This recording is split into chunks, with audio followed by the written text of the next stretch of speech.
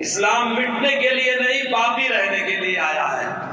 نور خدا ہے کفر کی حرکت پہ خندہ زن، نور خدا ہے کفر کی حرکت پہ خندہ زن، پھوکوں سے یہ چراغ بجھایا نہ جائے گا۔ اسلام کے خلاف مبتلانہ کارروائیاں، یہ دادا گیریاں، یہ دہشت گردیاں جو کچھ بھی ہو رہی ہے، آپ کی آنکھیں دیکھیں گی کہ کفر سر نگو ہوگا، اسلام سر بلند ہوگا، حق ہمیشہ جیتا ہے، جیتے گا۔ ہندوستانیوں کا بھی یہی نعرہ رہا ہے، ست میں ہو جیتے، ست میں ہو جیتے، کہ جیت ہمیشہ سچ کی ہوتی ہے، سچ کی ہوتی ہے، سچ کی ہوتی ہے۔ میں اس کے بعد ایکسا سول کوڈ کی تجویز پیش کرنے کے لیے مولانا محمد مسلم صاحب صدر جمعیت طلباء دہلی کو پیش کرتا ہوں، تشریف لائے اور ایکسا سول کوڈ سے متعلق تجویز پیش فرمائے۔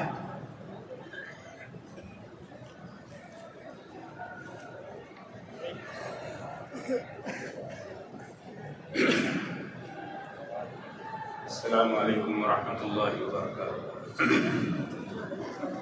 نحمدہ ونصلی علی رسولہ الکریم، اما بعد۔ تجویز بسلسلہ ایکسا سول کوڈ منظور کردہ تحفظ آئین ہند کنونشن زیر اہتمام جمعیت علماء ہند، منعقدہ 3 نومبر 2024 اندرا گاندھی انڈور اسٹیڈیم نئی دہلی۔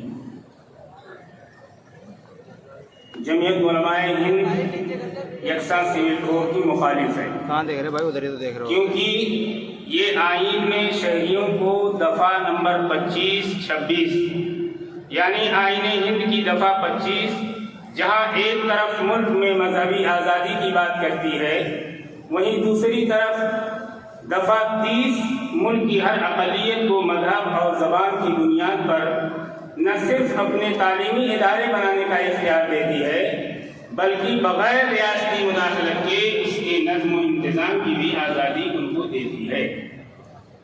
یاد رہے کہ مذکورہ دفعات کو آئین ہند کی پارٹ نمبر 3 جو کہ آئین کی روح کہا جاتا ہے، جس میں یہ وضاحت موجود ہے۔ دفعہ نمبر 25 نمبر 1 امن عامہ، اخلاق عامہ، صحت عامہ اور اس حصے کی دیگر توضیحات کے تابع تمام اشخاص کو آزادی ضمیر اور آزادی سے مذہب قبول کرنے، اس کی پیروی اور اس کی تبلیغ کرنے کا مساوی حق ہے۔ دفعہ نمبر 26 امن عامہ، اخلاق عامہ اور صحت عامہ کے تابع ہر ایک مذہبی فرقے یا اس کے کسی طبقے کو حق ہوگا نمبر 1 مذہبی اور خیراتی اغراض کے لیے ادارے قائم کرنے اور چلانے کا، نمبر 2 اپنے مذہبی امور کا انتظام خود کرنے کا۔ دفعہ نمبر 3 تمام اقلیتوں کو خواہ و مذہب کی بنا پر ہوں یا زبان کی اپنی پسند کے تعلیمی ادارے قائم کرنے اور ان کا انتظام کرنے کا حق ہوگا، میں دی گئی مذہبی آزادی اور بنیادی حقوق کے سراسر منافی ہے۔ ہندوستان کے دستور میں سیکولرزم کے معنی ہے کہ ملک کا اپنا کوئی مذہب نہیں ہے، یہ تمام مذاہب کا یکساں احترام کرتا ہے، مذہب کی بنیاد پر کسی کے ساتھ امتیاز نہیں برتا جاتا اور ملک کے ہر شہری کو مذہبی آزادی حاصل ہے۔ ہندوستان جیسے تکثیری معاشرے میں کہ جہاں صدیوں سے مختلف مذاہب کے ماننے والے اپنے اپنے مذہب کی تعلیمات پر عمل کرتے ہوئے امن اور یکجہتی کے ساتھ رہتے آئے ہیں، وہاں ایکسا سول کوڈ نافذ کرنے کی بات انتہائی حیرت انگیز ہے، بلکہ ایسا محسوس ہوتا ہے کہ ایک خاص فرقے کو ذہن میں رکھ کر اکثریت کو گمراہ کرنے کے لیے آئین کی دفعہ 44 کی آڑ لی جا رہی ہے اور کہا جاتا ہے کہ یہ بات تو آئین میں کہی گئی ہے، حالانکہ خود RSS کے دوسرے سنچالک گرو گولوالکر نے کہا کہ یونیفارم سول کوڈ بھارت کے لیے غیر فطری اور اس کے تنوعات کے منافی ہے۔ حقیقت یہ ہے کہ ایکسا سول کوڈ کی بات رہنما ہدایات کے ضمن میں کہی گئی ہے، یعنی مشورہ دیا گیا ہے، وہیں شہریوں کے بنیادی حقوق کی ضمانت آئین میں دی گئی ہے۔ آئین کے باب نمبر 3 کے تحت درج بنیادی دفعات میں کسی بھی ادارے کو خواہ وہ پارلیمنٹ ہو یا سپریم کورٹ تبدیلی کا اختیار نہیں ہے۔ آئین تو آزادی کے بعد تیار ہوا، جبکہ تاریخ بتاتی ہے کہ ہزاروں سال سے اس ملک میں لوگ اپنے اپنے مذہبی اصول پر عمل پیرا رہے ہیں۔ لوگوں کے مذہبی عقائد اور رواج مختلف رہے ہیں، مگر ان میں کبھی کوئی اختلاف یا کشیدگی پیدا نہیں ہوئی۔ در حقیقت ایک مخصوص ذہنیت کے لوگ یہ کہہ کر اکثریت کو گمراہ کرنے کی کوشش کر رہے ہیں کہ یکساں سول کوڈ کی بات آئین کا حصہ ہے، جبکہ ایسا بالکل نہیں۔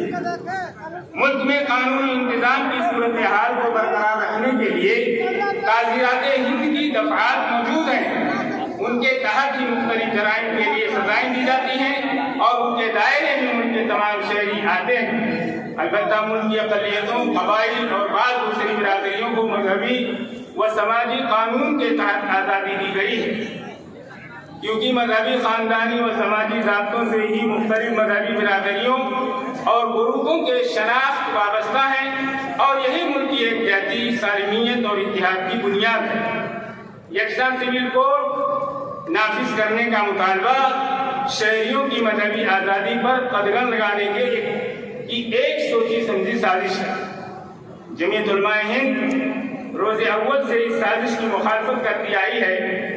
جمعیت علماء ہند کا تحفظ آئین ہند کنونشن محسوس کرتا ہے کہ یکساں سول کوڈ پر اصرار شہریوں کی مذہبی آزادی اور آئین کی اصل روح کو ختم کرنے کی سازش کا حصہ ہے، اور آئین میں دیے گئے بنیادی حقوق سے متصادم اور مسلمانوں کے لیے ناقابل قبول ہے۔